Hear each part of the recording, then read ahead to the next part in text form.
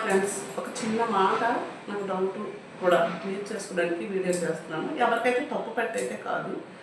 ఒక ఆడపిల్లకి పెళ్ళయ్యాక అత్తవారింటికి వచ్చేస్తుంది. ఆడపిల్ల తల్లిదండ్రులు అప్పులు చేసి పెళ్లి చేస్తారు.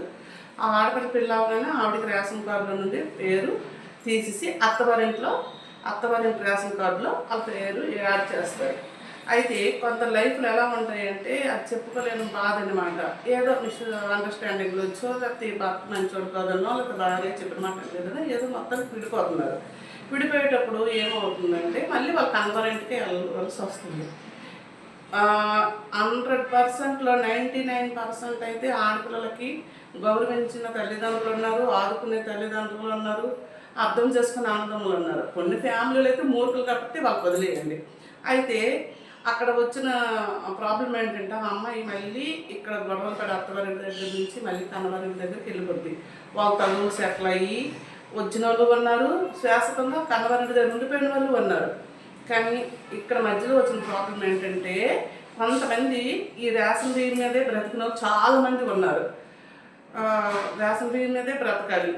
వాళ్ళు ఉద్యోగం చేసుకున్న వాళ్ళకి అయితే బెజార్ లేదు, భూమి పట్టు ఉన్న వాళ్ళకి అయితే బెజార్ లేదు. కానీ కష్టపడిన వాళ్ళు రేషన్ బియ్యం మీద బ్రతికిన వాళ్ళు చాలా ఫ్యామిలీలు ఉన్నాయి.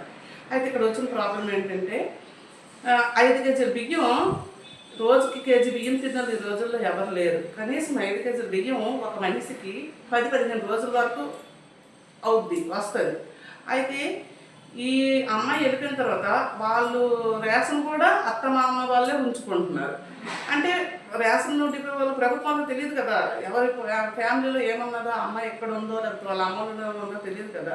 అయితే నేను మొత్తానికి అడిగింది ఏంటంటే ఆధార్ కార్డు లాగే రేషన్ కార్డు కూడా సపరేట్ చేసి ఎవరు రేషన్ కార్డు పట్టుకొని వెళ్తే వాళ్ళకి రేషన్ ఇచ్చినట్టు చేయండి.